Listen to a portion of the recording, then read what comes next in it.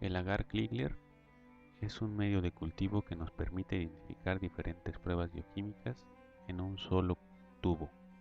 Este medio de cultivo nos permite observar la utilización de carbohidratos como glucosa y lactosa, la producción de ácido sulfídrico y la producción de diferentes tipos de gas. Este medio de cultivo nos puede ayudar en dos formas. Tenemos dos fases o dos microambientes, el del fondo llamado microambiente anaerobio y la parte superior conocida como pico de flauta, donde tendremos el microambiente aerobio. En estos dos microambientes podemos observar diferentes pruebas. También podemos observar la producción de ácido sulfídrico gracias a la utilización de los aminoácidos provenientes de las proteínas. Aunque es un gas incoloro, podemos revelarlo utilizando una sal de hierro. El agar Kligler presenta un colorante llamado rojo de fenol. Es un colorante ácido base que al inicio es rojo, pero a pH ácidos se torna amarillo. Podemos observar en el fondo la utilización de la glucosa, en la parte superior o pico de flauta la utilización de la lactosa. En este video pretendo mostrarles a través del tiempo los cambios de diferentes organismos en el mismo medio de cultivo, el agar Kligler. Al inicio del inóculo todos presentan la misma tonalidad por el rojo de fenol a un pH neutro, pero conforme va avanzando el tiempo podemos observar que las bacterias van presentando cambios, utilizan azúcares o no, y esto produce cambios en la coloración del cultivo. Podemos observar en el tubo número 3, el del centro, una coloración amarilla en la parte del pico de flauta. En el 4 y 5 podemos ir observando que en el fondo, en el microambiente anaerobio, se empieza a observar una tonalidad amarilla.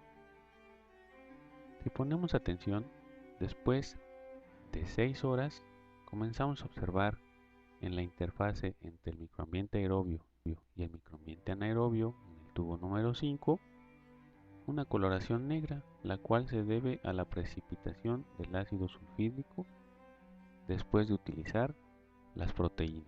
La liberación del ácido sulfídrico puede ser revelada al obtener un precipitado de color negro del ácido sulfídrico en combinación con las sales de hierro que presenta nuestro medio de cultivo. Después de 10 horas de cultivo podemos observar en el tubo 3, 4 y 5 de izquierda a derecha el fondo amarillo y la superficie roja en el tubo número 4 y número 5. Esto es debido a la utilización de los azúcares. La glucosa se empieza a utilizar en todo el tubo.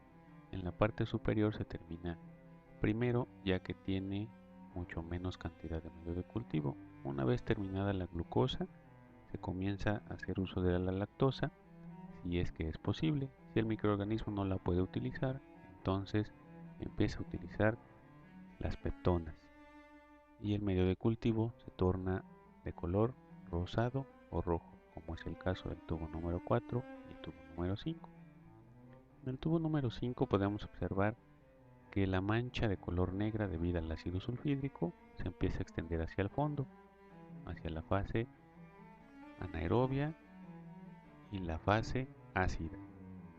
Para poder llevar a cabo esta producción es necesario tener un pH ácido, ya que a un pH básico, nuestro ácido sulfídrico, no sería posible revelarlo. Podemos observar que en el tubo central, la parte superficial y la parte profunda se están tornando de color amarillo.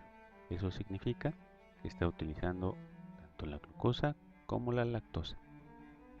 El tubo número 5 cada vez se torna más oscuro gracias a la tonalidad negra del sulfuro de hierro producido por el ácido sulfídrico.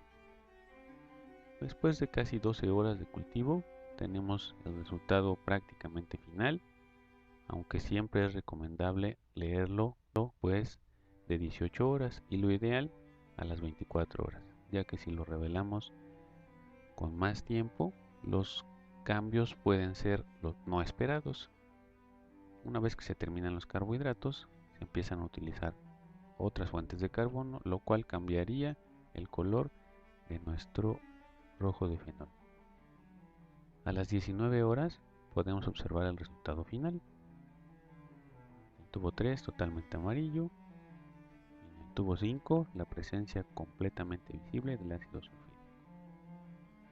Vamos a hacer unos ejercicios. ¿Cómo interpretamos los resultados de este tubo?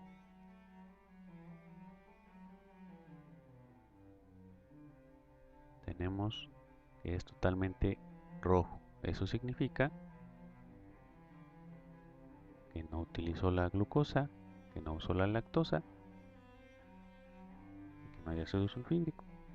Tenemos un tubo totalmente amarillo, lo que significa que usó los carbohidratos, tanto la glucosa como la lactosa, pero no produjo ácido sulfídrico. Por eso podemos observar esa tonalidad amarilla en todo el medio de cultivo.